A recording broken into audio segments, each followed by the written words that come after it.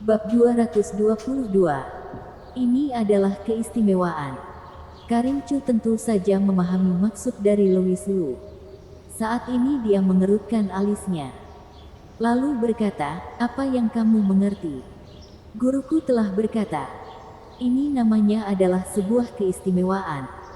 Jika aku seperti kakak kedua, mungkin saja aku akan tersangkut karena dadaku kecil itu kecil. Untuk apa mencari alasan? Ini keistimewaan. Itu kecil. Louis Lu berkata. Kemudian mengeluarkan jari untuk menusnya. Ini untuk membuktikannya. Membuat kakak kelima menyadari kekurangan dirinya. Dan dia harus menerima kenyataannya dengan berani. Wajah Karin Chu seketika menjadi muram.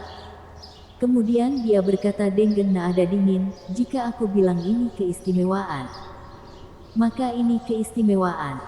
Jika berani melawan lagi, aku akan menghabisimu, Louis Lu.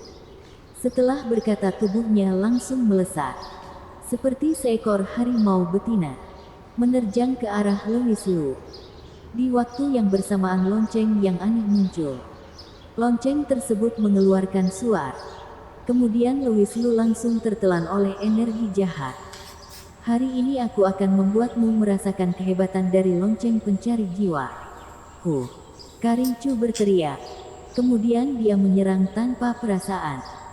Namun Louis Lu menyipitkan kedua matanya. Kemudian tatapannya terlihat cukup tertarik. Dia sudah dapat melihat. Kakak Kelimat bukan seorang kultivator. Tetapi dia ini seorang pertapatep. Seharusnya sebagian besar dari sekte perompak langit adalah kultivator. Termasuk Genko Tian. Guru Louis Lu yang tidak bertanggung jawab itu. Dia juga. Jadi selama di pegunungan selama 10 tahun. Yang diajarkan oleh gurunya kepadanya hanya teknik pengobatan dan teknik spiritual. Kekuatan sihir tanpa nama yang membuatnya menjadi kultivator itu. Gurunya hanya memberikannya sebuah catatan misterius. Dan semuanya dia latih dengan mengandalkan dirinya sendiri. Dan setelah Louis Lu menghafal mantra kekuatan sihir tanpa nama tersebut, gurunya langsung membakar buku catatan tersebut. Di waktu yang bersamaan, Louis Lu juga memahami alasan kakak kelima mengumpulkan senjata sihir spirit. Seharusnya karena lonceng pencari jiwa tersebut. Karena benda itu ternyata dapat menelan energi jahat di dalam sentaja sihir spirit itu. Lalu merubahnya sebagai kekuatan yang digunakan untuk diri sendiri. Menarik. Ekspresi Louis Lu terlihat mencibir. Ketika Karin Chu menyerangnya dengan lonceng pencari jiwa, Louis Lu tiba-tiba berkata, dasar kamu rata. Ini bukan hanya 3 kata yang sederhana. Ketika dia melafalkan kata tersebut tiba-tiba berubah menjadi segel jimat berwarna biru yang menerjang keluar. Lalu berhantaman dengan energi jahat yang menerjang ke arahnya. Seketika percikan api muncul. Ketika energi jahat menghantam segel jimat, asap langsung berhamburan. Kemudian percikan api yang berkilauan muncul. Karin Chu terkejut. Dia segera melemparkan lonceng pencari jiwa yang panas ke dalam air. Kemudian asap yang kebul langsung muncul. Hembusan energi menjadi segel. Mata Karin Chu tersentak. Dia berpikir kenapa teknik sihir Louis Lu begitu kuat. Namun ketika dia melihat ekspresi cibiran Louis Lu, dia seketika teringat kata yang baru saja dia ucapkan. Seketika dia merasa sangat kesal dan tubuhnya bergetar. Kemarilah. Seranglah lagi. Jika hebat bunuh saja aku. Karin Chu sudah malas bertarung dengan teknik Tao lagi. Saat ini dia berjalan ke arah Louis Lu. Dia tidak percaya Louis Lu benar-benar berani melukainya. Namun memang seperti yang Karin Chu bayangkan. Louis Lu bagaimana mungkin berani mencelakai kakaknya. Dia hanya dapat mengaku kalah. Dan membiarkan Karin Chu memukulnya. Mengaku kalah atau tidak, aku mengakuinya. Dadamu adalah keistimewaan. Aku bukan lawanmu. Baguslah. Bisa-bisanya kamu ingin melawan. Karin Chu dengan kesal mengambil lonceng pencari jiwa di dalam air. Kemudian berkata setelah emosinya menghilang, kakak seperguruan. Aku beritahu kamu. 2 hari lagi guruku akan datang ke kota Jiang. Jika ada pertanyaan, kamu bisa menanyakannya pada dia. Emosionalnya memang benar-benar berubah dengan cepat. Sekarang dia sudah memanggilnya dengan sebutan kakak seperguruan lagi. Louis Lu merasa tidak berdaya. Dirinya benar-benar harus merendahkan diri. Di waktu yang akan datang lebih baik jangan berselisih dengan kakak yang dadanya rata ini. Louis Lu bertanya, apakah gurumu datang ke kota Jiang khusus untuk bertemu denganku? Kira-kira seperti itu. Tiba saatnya jika kamu berani sembarangan bicara di depan guruku. Aku mengerti.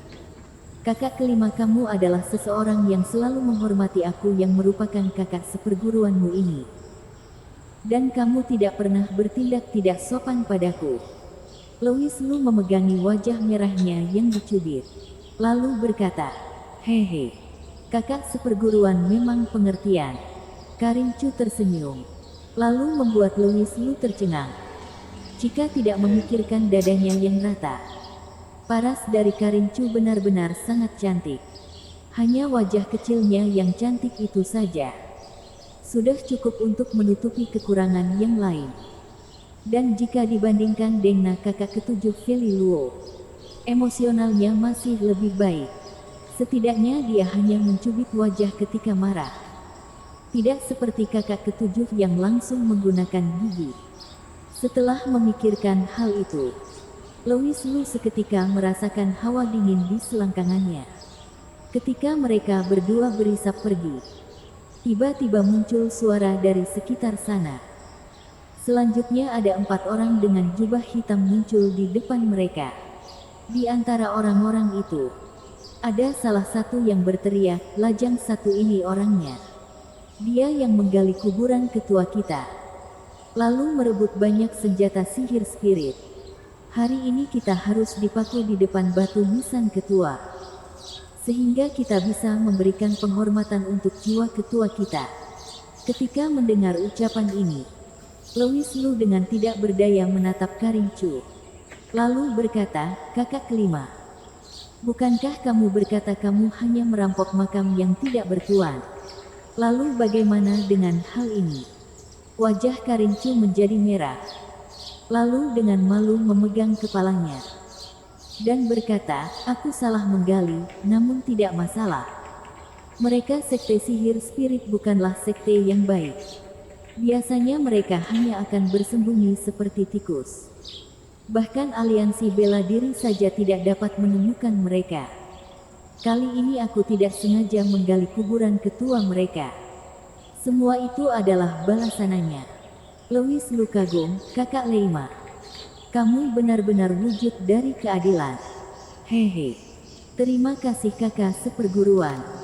Namun sekarang bukan waktunya kamu menyanjung. Lebih baik kamu cari cara untuk lari. Dari mana kamu dengar aku ini sedang menyanjung? Apakah kamu tidak mengerti tentang kalimat ironi? Louis Lu mencibir, kakak kelima. Bukankah kamu ini terlalu lemah? Sebelum bertarung dengan orang-orang tidak berguna ini, kamu sudah ingin melarikan diri. Apa yang kamu mengerti? Apakah paman guru tidak memberitahumu? Prinsip pertama sekte perompak langit adalah melarikan diri terlebih dahulu. Oh, aku hampir saja lupa. Paman guru saja tidak memberitahumu nama sekte. Jadi ini tidak aneh. Sekte perompak langit yang terhormat ternyata harus menjadi penakut seperti ayam. Benar-benar mempermalukan nama sekte. Louis Lu tentu saja tidak akan bisa menahannya. Hari ini dia akan membuat nama sekte perompak langit bersinar. Bersambung.